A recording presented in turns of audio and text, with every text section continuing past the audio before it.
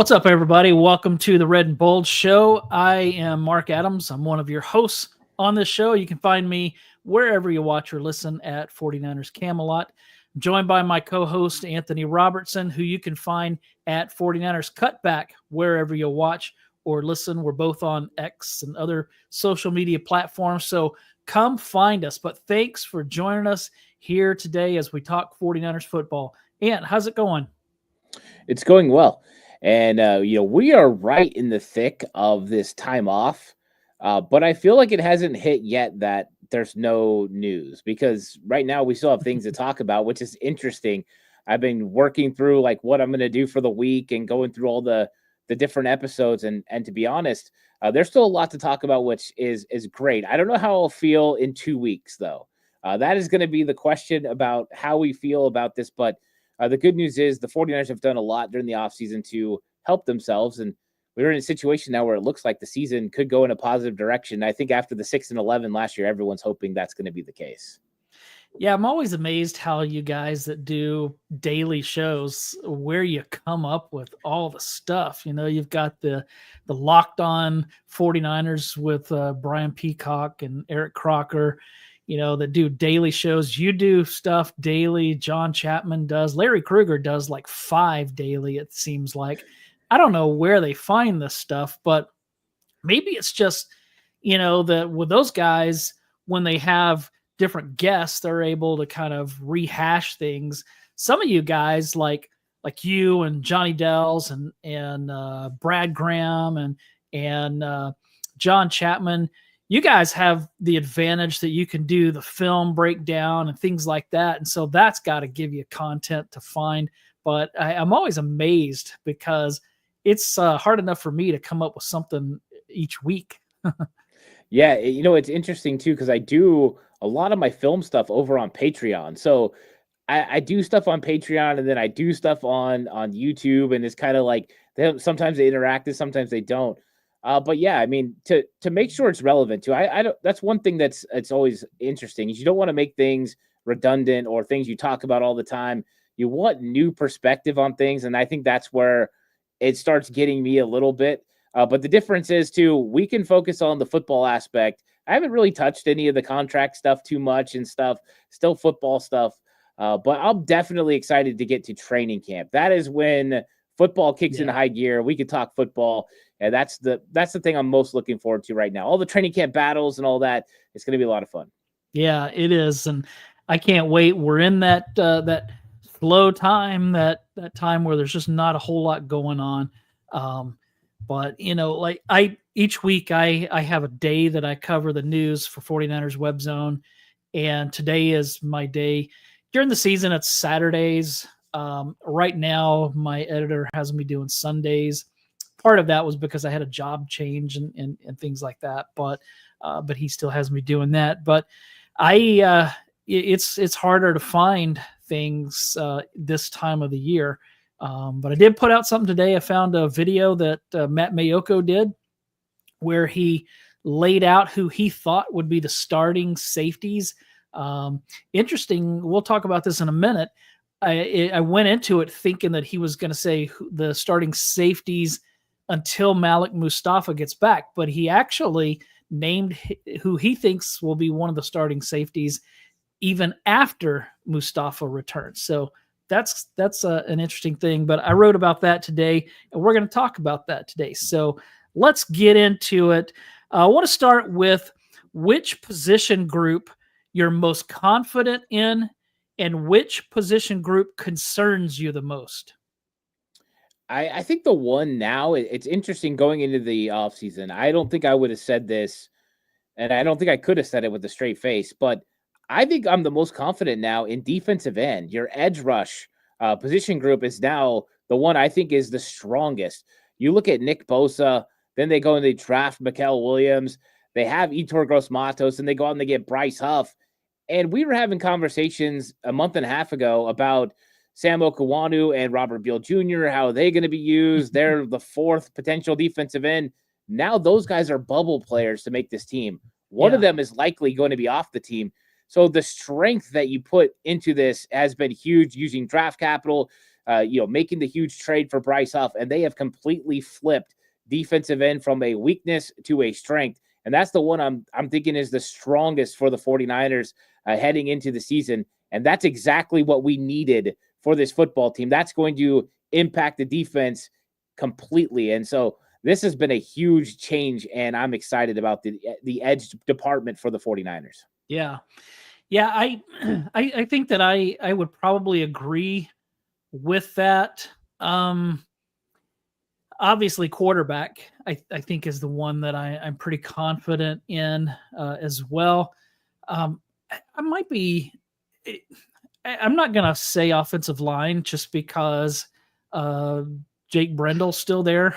But I do think the starting offensive line, Brendel included, I think they're pretty solid. I just don't know if they can withstand injuries if they start to happen and when, because injuries are going to happen. But yeah, I feel decent about the offensive line. I feel pretty decent about linebacker. I don't know what's going to happen behind Fred Warner, but yeah, the edge that might be the one that I'm the most with Bosa, Williams, and then Huff. That I think I would agree. What about the one that you're the most concerned about? I'm going to go with safety. I think that safety is the one have the biggest concern about because there's so much unknown. I mean, with Malik Mustafa being injured, there's not a for sure starter. I get it. Jair Brown, is a guy that they're still high on, I'm sure, but they brought in a lot of bodies. But who's going to be that guy that steps up and becomes the next safety? And I think that's one of the question marks. Marquis Siegel could be a guy, but is that this year? So I think it's interesting. I think safety is probably the weakest and has the biggest question marks heading into training camp. Yeah, that's the one that I would pick as well. The injury to Mustafa really changes things. Now he's going to be back, but he's going to probably start the season on PUP, which means he's going to miss at least 4 games. Maybe he'll miss even more. Mayoko said maybe he'd miss 5, 6, 7 games. So we just don't know. And I think that Mayoko made a good point in that they like Mustafa. They hope to keep him around for a while. And because of that, they're not going to rush him back. They're going to take their time and make sure that he's healthy. So I think that I do think that that's the position. And we're going to talk about them here in just a minute. Lowbridge is in the house with us, and he asks, curious, to either of you travel to away games to my favorite personalities? If so, come to Cleveland game. I'm hoping. I've been to Dallas. I've been to Indy. One of these days, I live just outside of Chicago, so one of these days I'll go there when they come to play the Bears. But Cleveland, that would be an interesting one. That I don't know about Cleveland. It's in that late November. I don't know if I want to go to Cleveland, but I live in the stuff, so I don't know that. But hey, thanks for the invite. Do you go to away games? I haven't really. I would love to go to away games. Some of it is the way my work was structured. It was very hard for me to go anywhere and do anything. So no, I haven't been able to. I would love to go experience the Dog Pound in Cleveland, and go there and see the environments. I'm very into that, but no, I haven't been, and that would be interesting to go do. But yeah, I haven't been able to. John Chapman would ask me if I was going to the Rush road trips and stuff like that, and with work, I haven't been able to, but I would love to do something like that. Yeah, I hope someday to go to a home game for the 49ers. Never made it to Candlestick. I've been by it. I've flown over it, but never went there for a game. And I'm sad about that because now it's gone.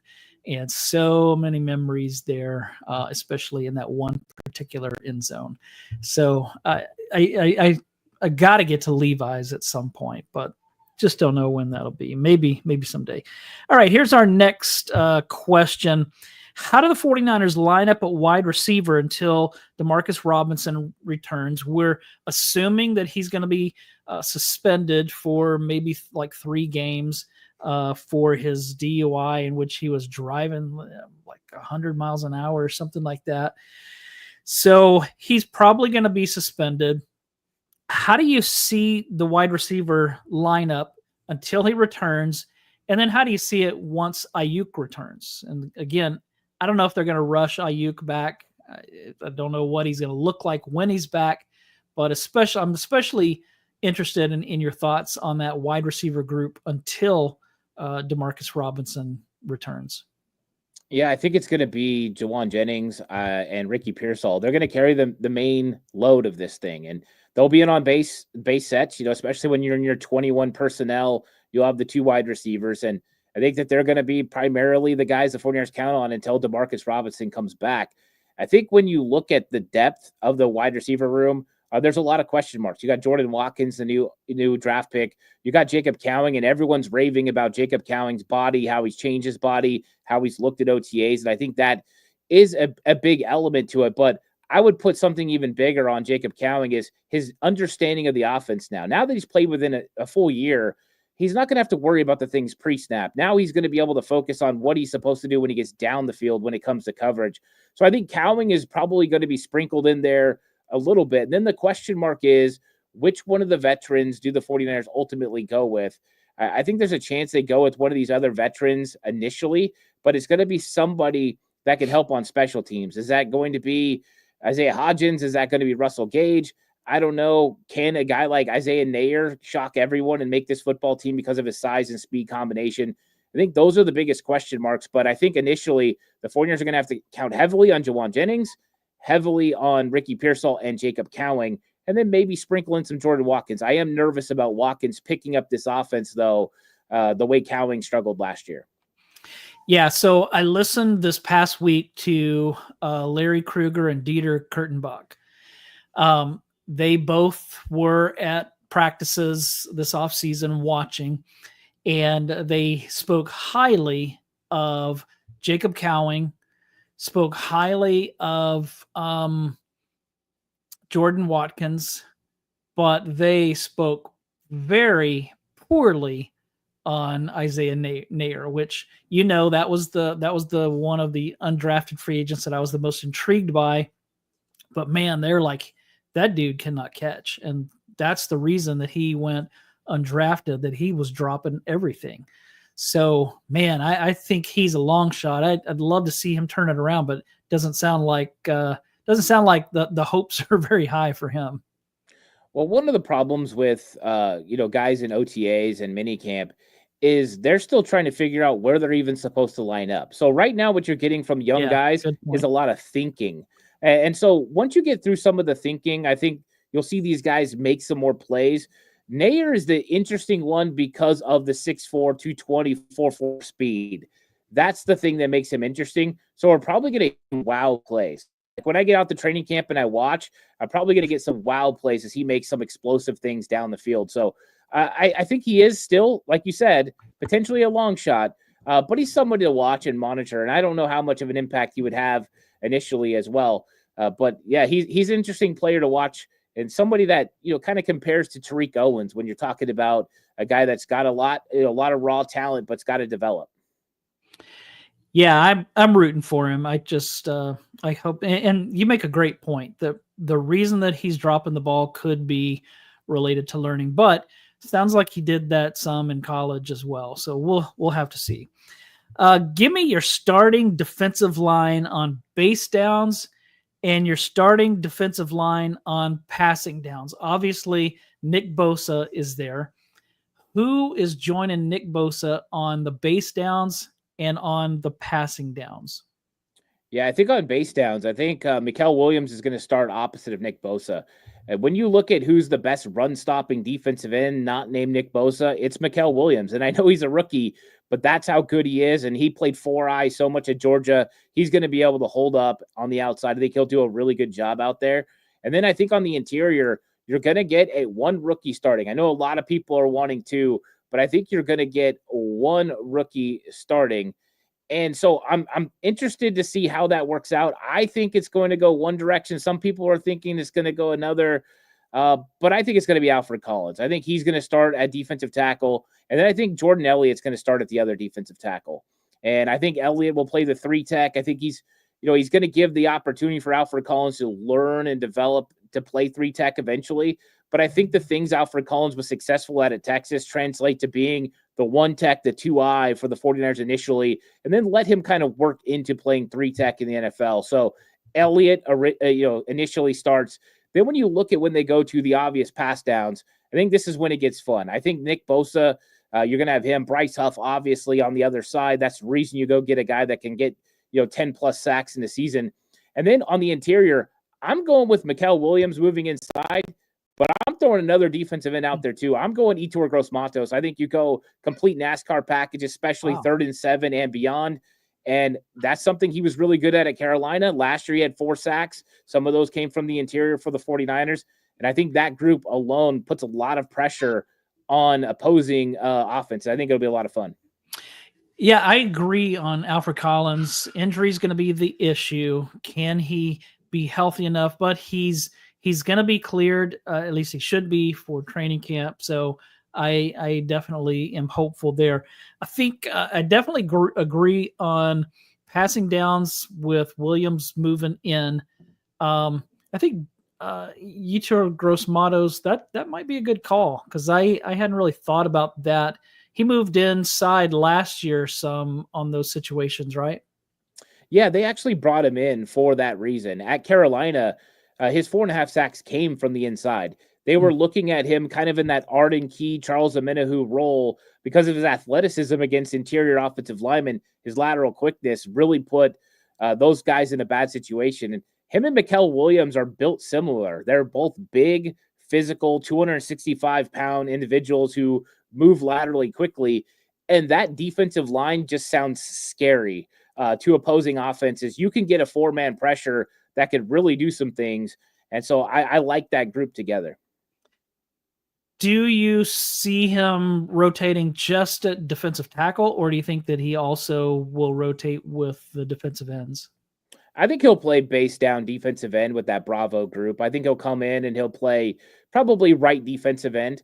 And I think that they'll feel confident with him setting the edge against the run. But I think when it goes to pass downs, especially when you get a 3rd and 7 plus, you're going to see them go NASCAR unit the way they did in 2019 when they moved Eric Armstead inside. You had Armstead, Buckner on the inside, and that's how I kind of see them using Mikael Williams and Yetur Gross-Matos. Even though they're a little bit smaller than Armstead and Buckner, they are more athletic than Armstead and Buckner. And so I think that makes a unique pass rush situation for the 49ers that could make it very difficult. I like that group together. I think sometimes you'll see Alfred Collins or CJ West, if they want an interior pass rush that gets a push, you might see those type of guys go in there occasionally, but I love that NASCAR package for the 49ers. Yeah, sounds fun. Diamador Lenore says he's going to be playing on the outside this season, meaning someone else will play nickel. Do you believe him? I believe the 49ers want to do that. That's what I think they want to do. Kyle Shanahan has kind of said that they would love Diamador Lenore to stay in one spot. Him moving inside, that is a tough task for any football player to be able to man both positions. But now Diamador Lenore is also the best cornerback on the 49ers. He's taking over that Charvarius Ward role of lining up against the number 1 guy, play in and play out. So I'm sure they want him out there.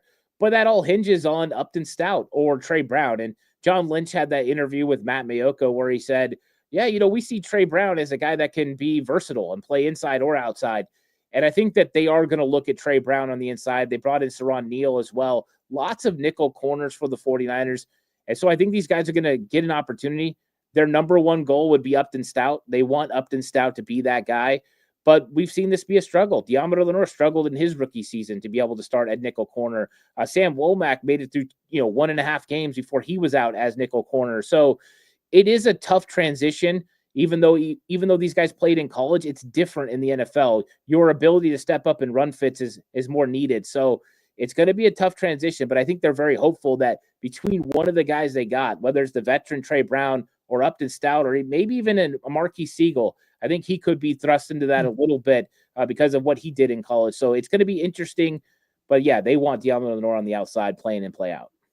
Yeah, you think about Jimmy Ward, who in his last season played some good nickel for the 49ers. But in his rookie season, he struggled there. So it is tough for a rookie corner to come in and immediately do well. at the slot. So we'll have to see how that goes. But yeah, I believe Lenore. I believe that's the plan. But I think you make a good point that may not happen. Malik Mustafa will miss part of the season. Actually, before we go on, I want to get to this question from Lowbridge. Because I think that it's probably a little more related to the last discussion. Do you see Saleh change up coverage? I would love to see the Niners press more, at least sprinkle it in. I think that you're going to see a lot of unique things from Robert Saleh. I think that he's evolved, from his time in San Francisco and some of the way the league is trended. You have to stay ahead of trends. I think that when you look at some of the skill sets of the 49ers corners, there can be sometimes you press. Even adding a guy like Dallas Flowers, and I know he's flying under the radar, but he's a guy that's got ability to play man coverage.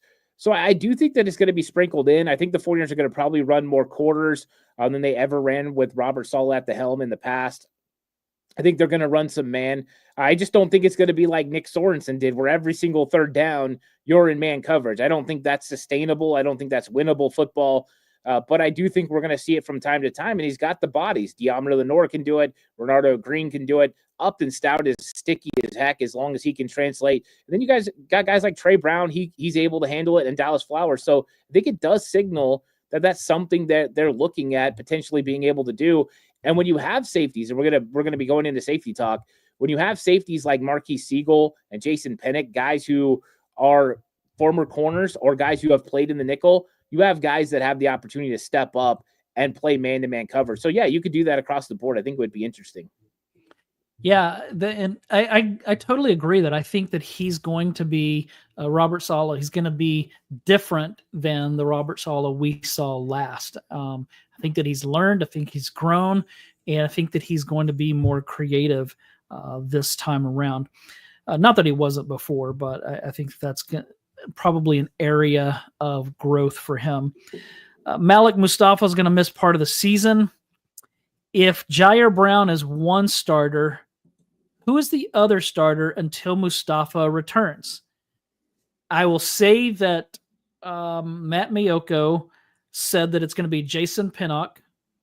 And he said that when Mustafa returns, he thinks that Pinnock may stay a starter. I don't think that was an indictment on Mustafa. I think that was an indictment on Jair Brown. But I'm interested to see your thoughts, because you and I really liked Jair Brown as a rookie when his defensive coordinator was a defensive backs coach. He had an interception in the Super Bowl. That's back when we were doing live things during the games. that was a fun time.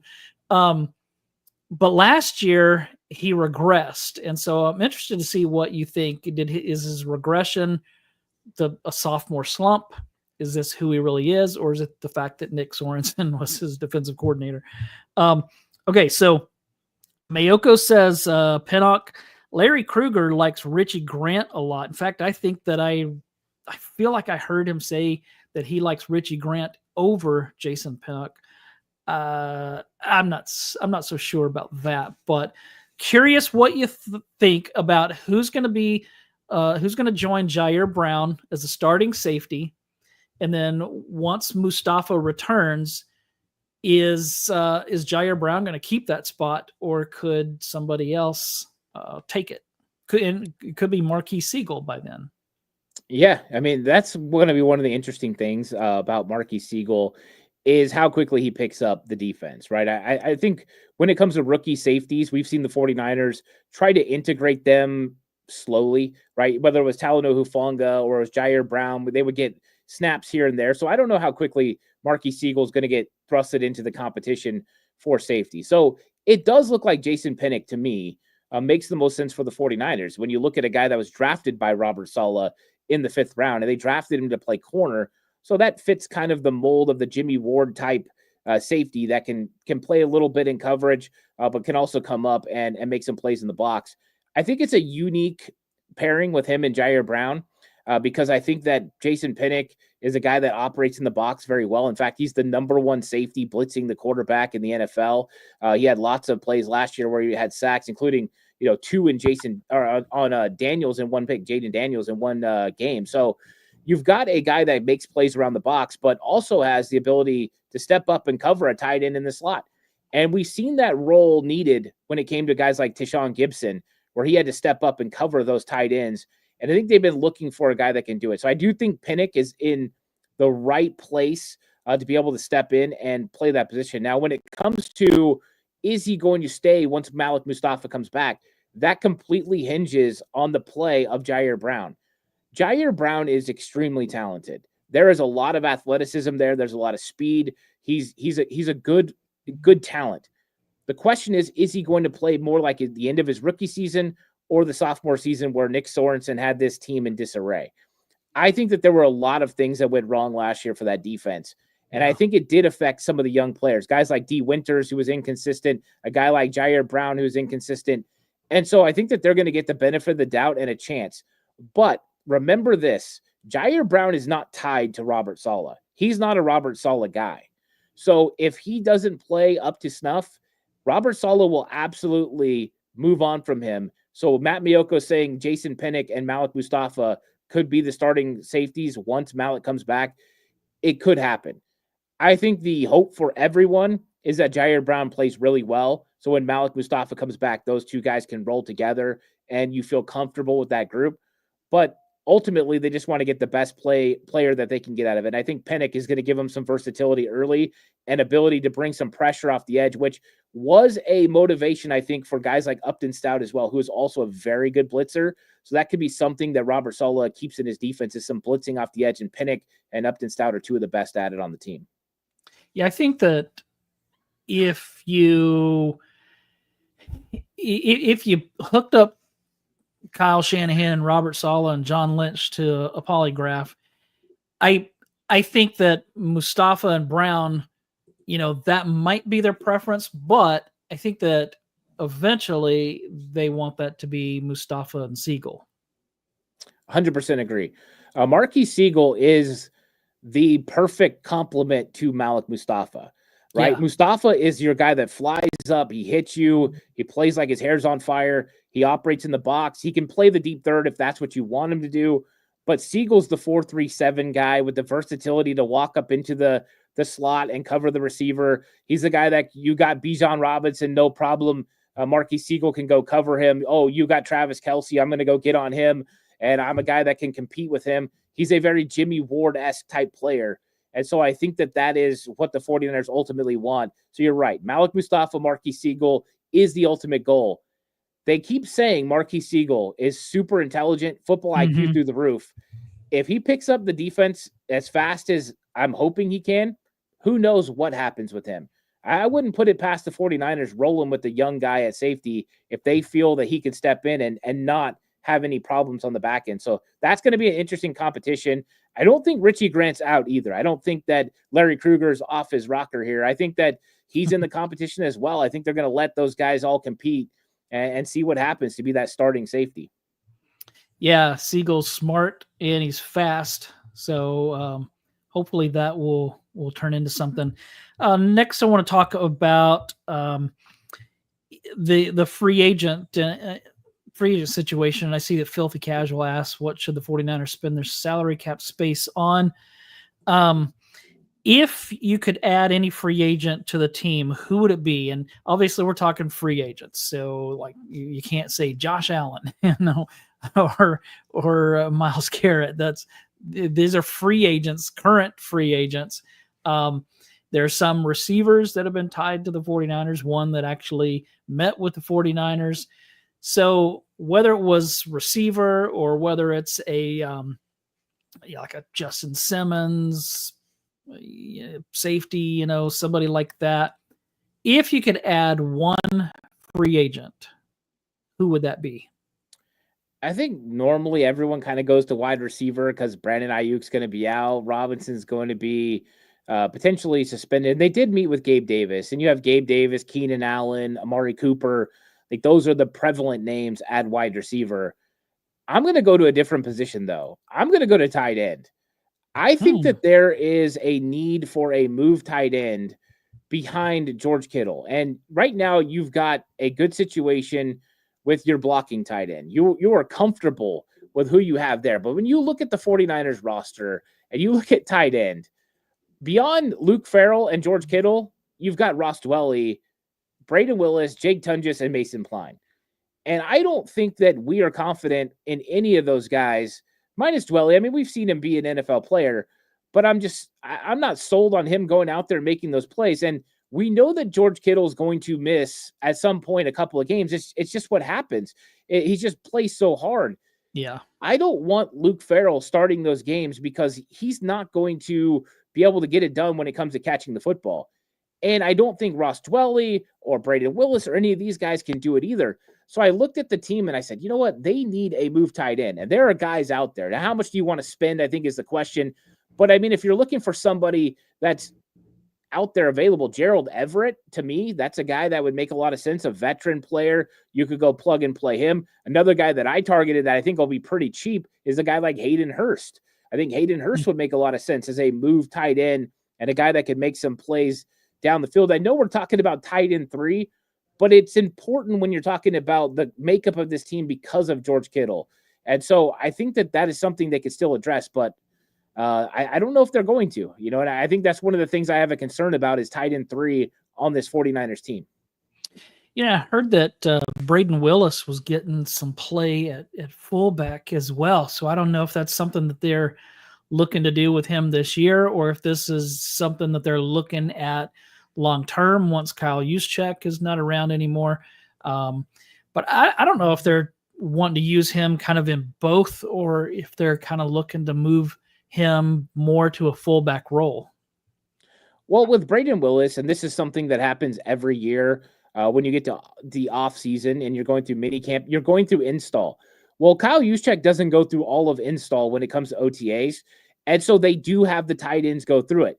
Jake Tunges played fullback with the Chicago Bears when he came into the league. Braden Willis is another guy that's more of that H-back, fullback style guy. So they're getting these guys reps. That's something Ross Dwelly did too. If you go back and you look at 2019 when there's injuries, Ross Dwelly did everything you needed him to do. This is the expectation. This is something they ask the tight ends to do. I don't think it's we're moving Braden Willis to fullback. I think it's more of we need a guy in our install to fill in for Kyle Juszczyk. But also, if something happens and Juszczyk has to come out of a game, we don't want to eliminate every 21 personnel type offensive set. We have tight ends that are able to step in, we're good. So I think that's what they're doing because you only carry one tight end. You don't have the roster size to carry a second. Last year, we had fans asking us if Isaac Guerrero could be moved to fullback. So that's always the position that it seems like people are interested in. All right, speaking of running backs, which rookie running back makes the biggest impact? Is it Jordan James or Corey Kiner?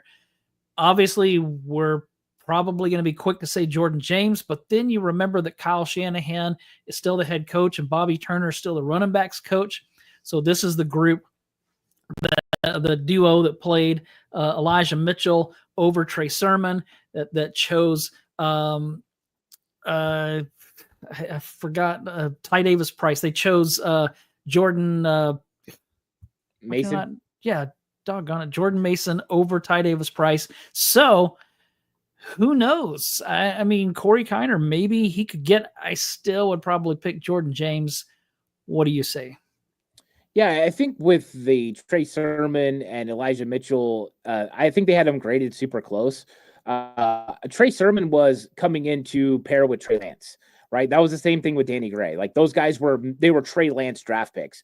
Elijah Mitchell was more of the Bobby Turner and Kyle Shanahan fit. And I think that with Corey Kiner and Jordan James, they're actually hyper similar with the way that they run, the way that they play. And so I think that when it comes down to it, there's a couple of things that I like about Jordan James' game a little bit more than Corey Kiner, and that comes down to finishing in the red zone. The guy, 31 red zone touchdowns in his career, that's something that not a lot of players can do. And that is something that really Isaac Guerrero wasn't extremely good at last year, finishing around the red zone. The red zone offense struggled a little bit with Christian McCaffrey out. you go get a guy that can finish in the red zone. He finds creases. He has a natural ability to do that. I think that allows Jordan James to make more of an impact in short yardage and red zone situations in year one. And I think there's a need for that. So I think that the 49ers, they see Jordan James as that player that can do that. I do think Corey Kiner has an opportunity to make this team. I think they're high on Corey Kiner. They said they had a draftable grade on him. That means that they believe he deserves to be in the league. He's in a competition with Patrick Taylor. He's in a competition with Israel Abanikanda. It's going to come down to those guys. But I think Jordan James is definitely poised to have the biggest impact of the young guys and the rookie for sure. Because I think he complements Isaac Guerendo, and I think he complements Christian McCaffrey. Because how many times do we see McCaffrey make plays, and then you get into the red zone and the offense stalls out because McCaffrey needs a break? Well, now you've got a guy that can finish in the red zone. And so I like that for the Niners. Here's another reason why I think it's going to be Jordan James over Corey Kiner. Kyle Shanahan and Bobby Turner loved Elijah Mitchell. One of the reasons is that the dude never fumbled. And that's big to them. And I've heard the same kind of thing about Jordan James, that he's not a guy that puts the ball on the ground. And so when it comes to finishing out games, I mean, they're always going to probably stick with McCaffrey, but if they ever looked to let's do something different and let's go ahead and put this game away with somebody who can keep moving the chains and somebody that we know isn't going to put the ball on the ground, I think that could be Jordan James. That was Elijah Mitchell. I think that they wanted Jordan Mason to be that guy, but they didn't trust him like they did Mitchell. And so I feel like that's something that Jordan James might be able to do that would put him maybe even ahead of Isaac Guerendo. Yeah, I think that there are elements to Jordan James' game that the 49ers are really going to want to employ. I think when you look at Guerendo, a lot of what Guerendo does is going to be very third down back. He catches the ball in the backfield. He's a big physical guy. He can hold up when it comes to pass protection. So I think there's elements to that. And I think they're looking at their offense and saying, hey, we like Guerendo in this. And then James is more your short yardage guy. You don't like Guerendo in short yardage. I think you like Jordan James in short yardage. So that's why I like you've got McCaffrey, he can do it all. And then you've got Guerendo, who has his strengths and the things he does really well. And then you've got Jordan James, the things that he does well. Guerendo doesn't have the best vision right now when it comes to reading the blocks. When he gets it and he sees it, it's a big play. When he doesn't, it's a negative play or no gain. With Jordan James, when he sees it, he goes, and he's got good vision. There's an explosiveness. So I kind of like the way that they've put this together, where they have guys who have different, really different strengths that complement each other. And I like the running back room and the way they're putting it together. Yeah, I do too. I think it's going to be a good part of the team. Last question I have. We talked about Jacob Cowing and how the 49ers need him to step up this year. Will he make an impact on the offense in 2025? I think he will. I don't think it's going to be the enormous impact that everyone wants from, the young guy.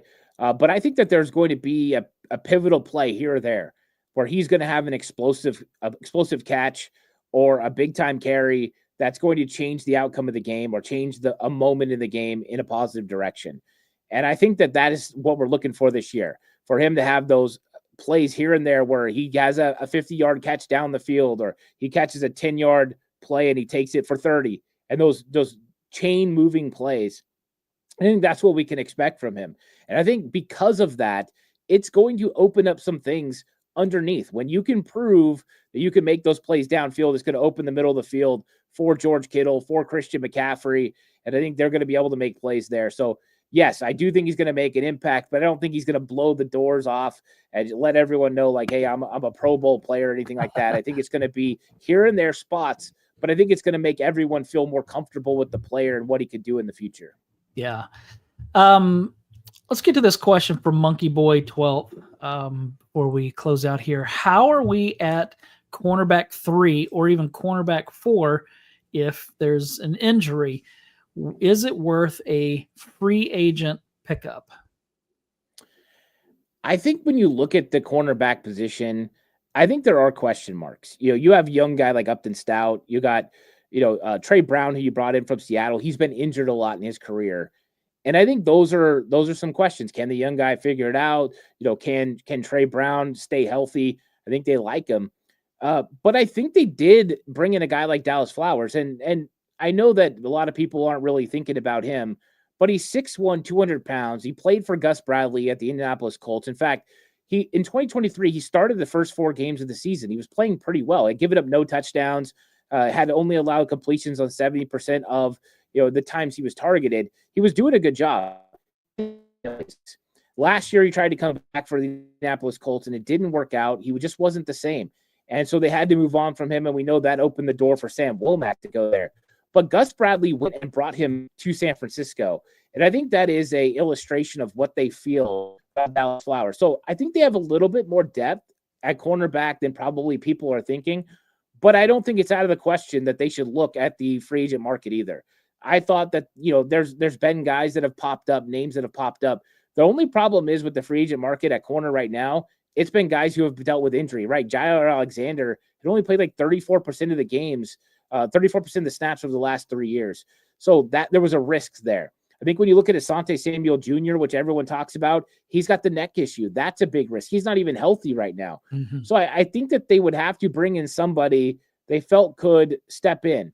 And if you don't want Diamor Lenore to move inside, you want him to play on the outside, do you really bring in a guy like Stephon Gilmore or one of these veteran corners that are still available? I think that's a big question mark. So there's always the chance they bring in somebody once training camp starts, once they see what's going on in the field.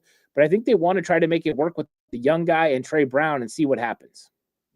Yeah, and I'm with Jason Massey here in the chat who says, please do not bring in Jalen Ramsey. Yes, please don't bring in Jalen Ramsey. Don't want anything to deal with him.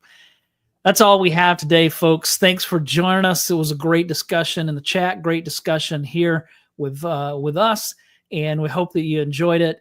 Hope that you'll take a minute to like and subscribe to both channels, 49ers Cutback, 49ers Camelot.